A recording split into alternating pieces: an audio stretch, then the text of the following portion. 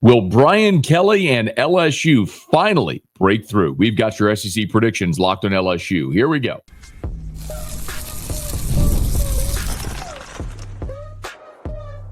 You are Locked On LSU, your daily podcast on the LSU Tigers. Part of the Locked On Podcast Network, your team every day. Okay, let's get it. It is Locked On LSU, your team every day. I'm your host, Matt Moscona. Thanks so much for making us your first listen. We are free, available wherever you get great podcasts, of course, on YouTube as well. So please subscribe. As always, one of the fastest ways to help us grow is by leaving your comments below. So thank you sincerely for that. Today's episode is brought to you by Monarch Money. Take control of your finances with Monarch Money. Use code LOCKEDONCollege at monarchmoney.com for 50% off your first year. Back home from SEC football media days, and as is customary when media days wraps, media puts out its projected order of finish in the conference and its all-conference team. So I, like all the credentialed media there, have the opportunity to fill out a ballot. And I will tell you what my projected order of finish looks like. Now, I will tell you this is still July. Fall camp hasn't begun. There are still going to be injuries and other things that could form and transform a season. So I do reserve the right to change my mind, but I will tell you, leaving Atlanta at SEC Football Media Days, what my ballot looks like as far as the projected order of finish. So we'll get to that here in just a bit. But two of the most respected voices in the Southeastern Conference, Chuck Oliver of The Chuck Oliver Show and our very own Chris Gordy of Locked On SEC. Had a chance to visit with them on our media digital drive is what they called it at SEC Football Media Days. We'll start with our convo with Chris Gordy. Chris Gordy, Locked On SEC, joining us here at SEC Football Media Days. Thank you for the time. How are you? I'm good, man. Thanks. You're an LSU alum doing an SEC podcast. Do you find it hard not to be an unapologetic homer at times? You know, it's funny you bring that up. The more and more I cover the league now, been doing Locked On 5 years now, and you know, I'm a fan of the league. I'm a fan of other teams. I do get a little bit more detached. I mean, look, on a football Saturday when LSU's playing, I'm rooting like hell for LSU. But, you know, and even in Omaha, I found myself, if Arkansas was going to Don't you say it. LSU, I wanted Dave Van Horn to win a title. I thought that would have been a great story. But, again, it's just, I don't want any good things for anybody in the SEC except LSU. I get it. I get it for you. I just, you know, it's look, there's a lot of people out there that still do the conference dominance thing, still like to beat their chest when good things happen for SEC teams. And I thought it would have been cool to say, well, it would have been 6 straight years of a different SEC team winning it. What's more conference dominance than that? Yeah, I don't care. I'm just glad LSU won it. Okay, what did you come into this week? We all have preconceived notions. You leave the week and you learn something. What is your takeaway? Yeah, I was blown away by Brian Kelly and LSU. And look, we knew what they had coming back, but I think he used the word championship 12 times the other day in his press conference. Like, okay. He was, you know, he understands what the expectations are. This is year 4. And obviously the track record of Saban winning a title, Les winning a title, Ogeron winning a title, like he understands the pressure that's there and the LSU fan skepticism. If he does not get them to the playoffs this year, it will be a massive disappointment. And, you know, firing, buyout, all that kind of talk will start coming up. So, yeah, look, expectations are high, but at least Brian Kelly's embracing it. He's not pulling a Hugh Freeze going, yeah, we're just trying to get to a bowl game, man. Like, Hugh Freeze, shut up. Like, it's so stupid. You were brought there to try to win a title, not to get to 6-6. But, yeah, look, man, I mean, as fun as it is having LSU occasionally come to my backyard in Houston and play in the Texas Bowl, the LSU is supposed to be better than the Texas Bowl. I'm sorry. But don't be sorry. So I think my takeaway this week is that I think I kind of like Texas A&M. Yep. More than, you know, an 8-5 team that they were a year ago. Should I? Well, look, they were off to such a strong start last year. Elko is a hard-nosed, blue-collar coach. I'll tell you this. I got to talk to him on the coaching trail last year in Houston. You know, when Jimbo Fisher would go do recruiting trips, first off, he stopped doing recruiting trips. A lot of high school coaches across Texas said Jimbo hadn't been on their campus in 2 years. So he wasn't doing that. Elko drives this big black pickup truck. He literally pulls up on high school campuses and gets out, and it just blue collar. Like, I mean, he gets out, he drives himself. He doesn't have anybody else with him, and he's doing these visits and recruiting kids. So he has brought that mentality back to A&M. Defense was really strong last year, and the run game. And I think the run game is going to be really good again this year. I said to you earlier, I think A&M is going to lead the SEC in rushing because of that three-headed attack they have of Lavian Moss, Amari Daniels, and Ruben Owens, who was this big 5-star recruit out of the Houston area that got hurt before last season and came back at the back end of the season, still wasn't fully himself. But a lot of people thought he was going to jump those other two guys and be the bell cow workhorse last year. So now to have all three of those guys and a really strong offensive line, the missing component was the passing game. Marcel Reed, I mean, they basically had like Terry Bussey and nobody else. They went out in the portal and they got some guys. They brought in Mario Craver from Mississippi State. They brought in Micah Hudson from Texas Tech, and that one flipped. Right. But Casey Concepcion from NC State they went and got. So they've got some pass-catching weapons now there for A&M. And as much as it pains me to say it, as you know, I know LSU fans hate A&M, and as much as they want to make it a rivalry, you know, they have not won in Death Valley since they joined the conference. Look, I hope that continues for LSU fans, but eventually they're going to win one. They just saw history says they're going to win one eventually, but that's a must win for LSU. But Elko and company, man, you can't ignore what they're doing. They're building something there in A&M. Chris Gordy, Locked On SEC, is with us. What about the other way? Like there's probably a half dozen teams in the league that all think they're going to take a step. Florida, South Carolina, LSU, Bama probably thinks they'll get back to a playoff. Which team? There's just like it's just not possible. Like someone's going to throw up a 5-7 like Auburn did last year. Yeah. Who do you think is most likely the team that's going to be disappointed? Well, first off, I love nothing more than a Bama is burning video from Matt Moscona. I mean, it's you'll have more opportunities to see them this year. I'm with you. 9-4 DeBoer. That's who he is. He's a good coach. Look, I said is that better, or when I call him Kalen DeBoer? DeBoer is great. Which do you like? Which do you like better? Caleb DeBoering the other day. He was a bore out there. You know, I bring this up all the time. Like Brett Bielema is a really good coach. Who, I mean, at Wisconsin, he was trucking. And then he comes to the SEC and falls flat on his face at Arkansas. What's he doing at Illinois right now? He's got them relevant again. Yeah. He's winning. So you can be a really good coach, but you're just not cut out for the SEC. I think that's Kalen DeBoer. I think he's a really good coach. Look, everybody puts too much stock, though, into, what do you have, 2 years at Fresno State and 2 years at Washington? And then they go, oh, but Sioux Falls. No, Sioux Falls, throw that out the window. I don't care what you did there. Tell me what you did at the FBS big-time, big boy football level. Look, he got Washington to a championship. Great. But outside of Michael Penix, I mean, what's he done to create a great quarterback? Jalen Milroe last season was on he's on the Heisman watch list. This guy could be a first-round pick, all this stuff. And what'd they do with him? Oh, it's his fault. It's Milroe's fault. No, I'm looking at the coach going, you didn't put that guy in the best, chance to succeed in the offense. We'll see what Ryan Grubb does there. Point being with Alabama is I think they'll be okay. I'm not buying into them as a national championship contender like everybody else is here. So not everybody, because I don't. But I don't think 9-3. They're a 9-3 program under Kalen DeBoer. It's what they are. I don't think they're the 5-7 team. Look, I like Lenore Sellers, but that schedule at South Carolina is brutal.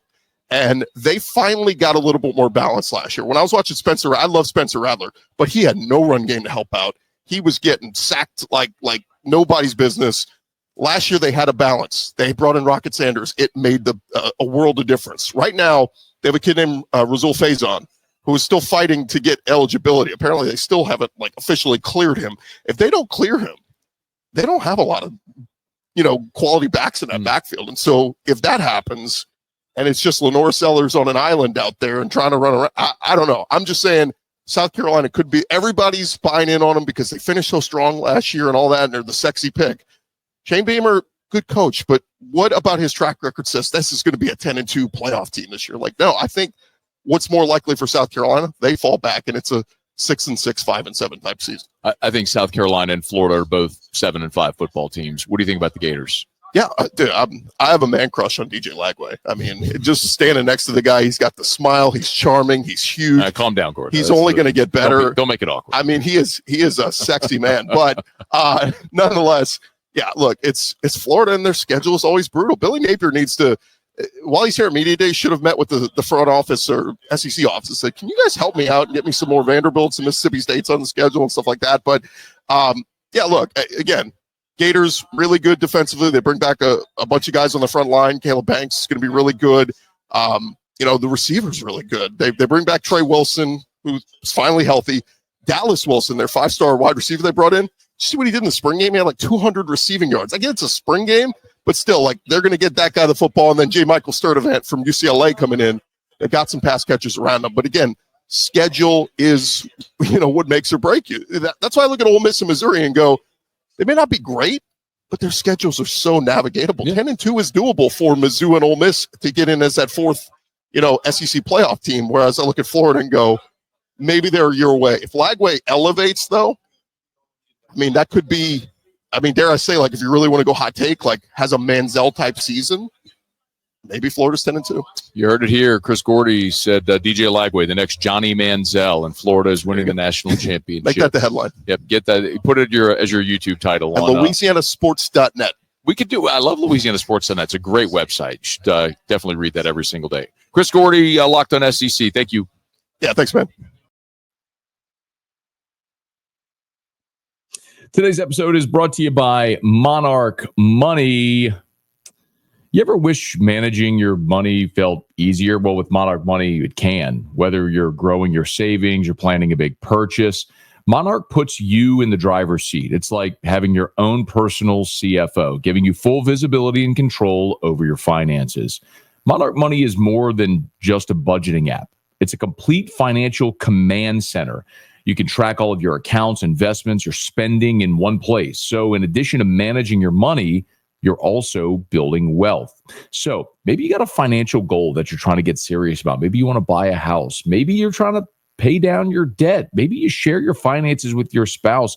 This helps you stay on the same page. Take control of your finances with Monarch Money. Use code LOCKEDONCollege at monarchmoney.com for 50% off your first year. That's monarchmoney.com, code LOCKEDONCollege for half off your first year. Joined by Chuck Oliver. How are you, sir? Oh, happy to be here, man. How did it already get to the end of Wednesday? I don't know. But it always feels like we get in the groove by Wednesday and then we're gone the next day. But one of the things that I've been asked a bunch, and I don't have an answer to, is the question that everyone gets asked, which is what team maybe are we sleeping on? Is there a team, either one you've heard from yet or maybe it'll be here tomorrow, that you think has the chance to maybe pop that we're not talking enough about? I want to say it's Texas A&M. I've said I'm looking for two teams to get the SEC to 4. That's what Sankey wants. That's what everybody in downtown Birmingham has been working for this offseason, get us to 4. I had subtracted Tennessee from that, and I may be in error about that, and I'll talk about them in a second if you want, but I really am starting to cotton up to the makeup of Texas A&M. You and I both grew up where it was, first of all, it was left tackle, first round, but then their whole offensive line is like, those are big, mean, nasty dudes, and here they come. That was sort of Texas A&M football, and a bunch of running backs. I got a bunch of running backs this year, and they have maybe the best offensive line in college football, and they have Marcel Reed, who he was unreal freaky on that mesh with the running backs and the pull. Saw it a few times. Oh God, the LSU game. Saw it a few times. That's right. So I was talking. I can laugh about it now. Yeah, Benjamin Watson with him a little earlier about that. But I really like Texas A&M, and I think with Elko's decided he will lay hands on the defense, which all this starts to work in concert. The head coach in charge of the defense and then the running game, and so I think that, they can make this look like 1992. And let's get in the phone booth a little bit. So they're the outlier a little bit for me for Texas A&M. Tennessee? All right. I caught myself saying even Joe Milton didn't turn the ball over. In Josh Heupel's offense, he's had 4 years now. Okay. And I think his interception totals of his quarterbacks are like 2, 3, 5, and 4. And the 5 was Joe Milton. And if I say Joe Milton in his season at Tennessee, like everybody, oh yeah, he wasn't very good and blah, blah, blah. There's something about that offense. Excuse me. Something about that offense and Heupel and what he wants to do. It plays to not having turnovers from your quarterback. That's Joey Aguilar's big red flag. If he limits the turnovers and we get just the good parts of Aguilar, there's a chance Tennessee, because he wants to run the ball and play defense anyway, there's a chance the Balls could return to the playoffs. That'd be they ain't on the inside rail. They're like in, slot 14 and they got to come around turn 3. But I'm telling you, I was so quick to say, well, Nico, spring game. All right. So now they need 2 new playoff teams. I don't know. Tennessee will be the story of the conference this year. But if he cuts down, I like everything else. His game at App State was snap it, throw it, snap it, throw it. That's Heupel. Mm-hmm. Plus, when your defense is bad, you got to accept your quarterback's going to throw some picks. Yeah. That's like, because, all right, well, here we go. Let's try to come back. And so all of this is like this gumbo of reasons. I keep looking back at Knoxville that, like, I really like Heupel and his system now. So they're one of those teams too. So Chuck Oliver's our guest. So you said, I don't want to misunderstand, but how the league is trying to get to 4, get to 4, get to 4. Who are the first 2? So you're right. I put a little asterisk. I was like, every program has its car crash season. I'm having Georgia and Texas. I'm going to assume them as playoff teams. And so I've gone from there. Somebody told me, I had huge insight, but they said, just watch for this. Back in February, somebody said, watch every single word coming out of Birmingham. It's going to be based around more playoff teams. That's going to be their, like, we're going to plant this in this, like, this is what we're going to do. More playoff teams. How's it happen? So I have said as a disclaimer that it's sports. Anything can happen, whatever. But I put Texas and Georgia as playoff teams because Texas, like, their defense is the best thing about that team. And so when you play defense, every team is in it offensively, especially a team with that crew of 5-star track studs on the outside and 3 great running backs and the offensive line that they bring in new personnel. Did you lay eyes on Arch Manning yesterday? I passed him in the long concrete hallway between here and the Omni. I'd seen him. I'd seen him in the hallway leading actually before the SEC championship game last year when they were coming out, and then the Arizona State game, the playoff game. And that was a good-looking young quarterback.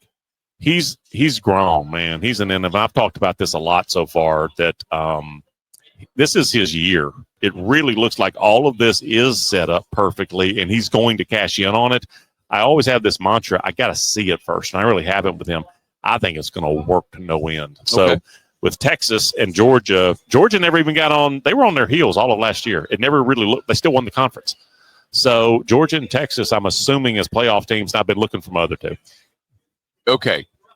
I'm with you on Texas.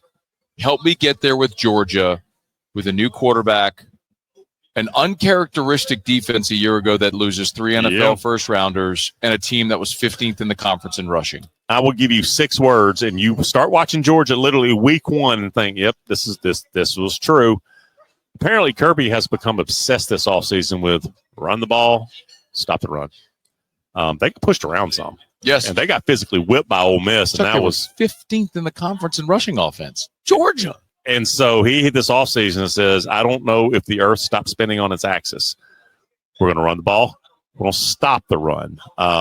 That's part of why he went and got the kid from Illinois. He needed a short yardage banger. All right. There were too many short yardage plays where they didn't move people. They had 3 all-conference players in the middle of their line, including an All-American, center guard center, and they couldn't move people. The one thing that nobody really knew last year, that offensive line, there were guys who were not practicing all week because they were injured. And then on Saturday, they're like, all right, go meet your offensive line mates and y'all play well together. You know this. I've talked about this all the time. There are 2 units, offensive line and secondary. You will almost always see those coaches on the field. There are exceptions. But the reason is those 2 units have to play together more than anybody else on the field. One guy screws it up and the whole thing falls apart. And there are more in-game adjustments from those 2 units. So you'll almost always see them on the field. That's going to be one of the keys there to me, is the offensive line doing a better job than they did last year. Chuck Oliver, of course, you hear him on 104.5 ESPN Baton Rouge every single day following AFR. Okay, we're in Baton Rouge. 10,000-foot view of the Tigers. I keep telling myself I know Garrett Nussmeier can pass that team into the playoffs. I know it can happen. I hope he doesn't have to. And I couldn't, speaking of short yardage bangers, is Caleb Jackson going to be more than that? Hope so. Okay. I was like, I was in the choir last year. We talked about it. He was our guy last year. He's the next one. Caden Durham, now he looks fun. And then they got the number 1 running back in America. And we've always talked about this. Running back is a run to daylight. Yeah. It's that simple. Toss right, toss left. That's what you can do with a running back. It can be that simple. And then the kid knows what to do. I have to think that they're going to get that fixed. There are folks who will believe the offensive line from the center out, that's where the start is. The left tackle, Tell me the Tyree Adams. Tyree Adams. Okay, he was one of those really, really good recruits, not the elite top guy. He's one of those guys Brian Kelly was talking about. We knew Will Campbell was going to leave. We've had this in mind. And so there are plenty of folks who have a lot of confidence about the offensive line, in part because of him. Yeah. You think the defense will be better? Boy, it's supposed to be. All the transfers? It's supposed to be. Let me give you a wild card. And not every team has this.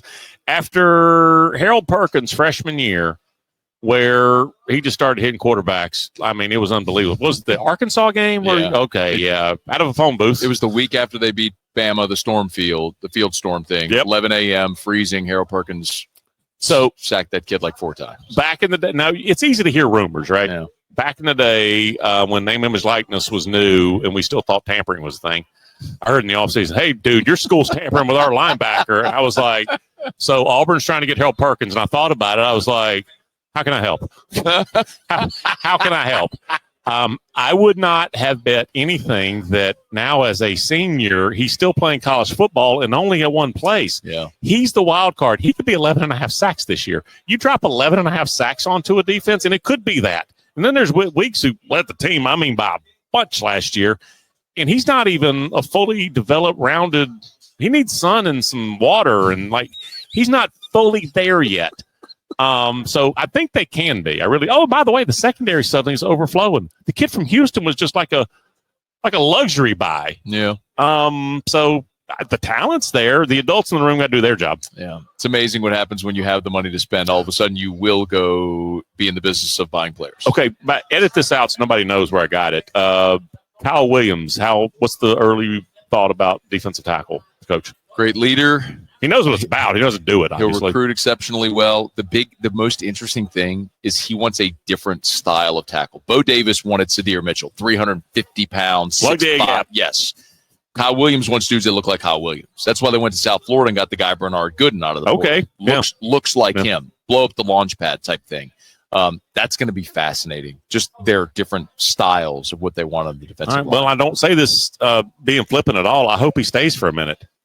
Yes, they've had 9 line coaches in 6 years. He is the king, Chuck Oliver. Thank you, sir. Good to see you, brother.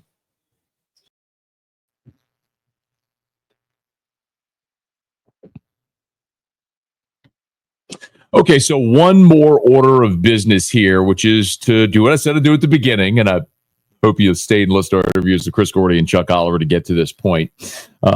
Maybe I buried the lead, should have started with my projected order of finish, but no turning back now. I think going into media days, I was uncertain of how I felt. As I often say, and you've heard me say, if you're an everydayer, whenever you cover, you're a single market media, the team you cover, you're a local market, the team you cover exceptionally well. You maybe don't know you have a surface level understanding of everyone else in the SEC. So, I think that's where I stood coming into this week. Was I know LSU. I know everything LSU did in the portal. I know they've got Garrett Nussmeier. I know everyone is very excited in Baton Rouge, coaching continuity, schedule that is difficult, but as we've talked about often, is navigable. What I didn't know really is what everyone else in the league had. And I think what I came away with is that everyone else who's a perceived contender has big questions. Texas may be the most talented roster in the SEC, but you have a giant question mark with Arch Manning, and they lost a ton off their defense and also 4 starters on the offensive line. You look at Georgia. That was a team that regressed defensively a year ago. They were 15th in the SEC in rushing offense. 54% of their roster is either a first or second year player, and I don't know if Gunnar Stockton's any good. Y'all know how I feel about Alabama. And then you look at teams like South Carolina, Florida, who many people are high on taking the next step. Florida had a great November beating LSU at Ole Miss. South Carolina went 9-3, close losses to Alabama and LSU. They were a breath away. Can they take the next step? There's a lot of people very high on Oklahoma because of John Mateer coming in, but I look at that and I go, man, I don't know that I actually trust or know what John Mateer is coming in from Washington State. We talked about the schedules for South Carolina and Florida. So those are 3 teams right there that many are assuming someone's going to take a big leap. Their fans are expecting them to take a big leap, but gigantic questions. Ole Miss and Missouri, I don't think are very good, but their schedules are a joke, which is going to have them competing just by nature of their schedule. And then the consensus is at the bottom, where Kentucky, Arkansas, Mississippi State are going to be dragging up the rear, and Vanderbilt's probably, again, what it was, a 500 team, maybe a game over 500. So I think at the top, you have your clump of teams that you got to finish the order. And at the bottom, it's Kentucky, Arkansas, Mississippi State at the bottom. So here's my projected order finish. For the first time since 2016, I'm picking LSU to win the SEC. I picked LSU to win it in 2012. Remember, that was the year after they had lost to Bama in the national championship game, had everybody returning. They didn't. I picked them to win it in 2016. They didn't. But this would be the first time in nearly a decade that I'm picking LSU to win the SEC in the preseason. I think LSU will beat Texas in the SEC championship game. After that, I have Georgia, Texas A&M, who I do think is the team that could step up and win 9 games in the regular season, and a 9-3 Alabama follows there. I have Missouri and Ole Miss next, as we mentioned, just by virtue of their schedules.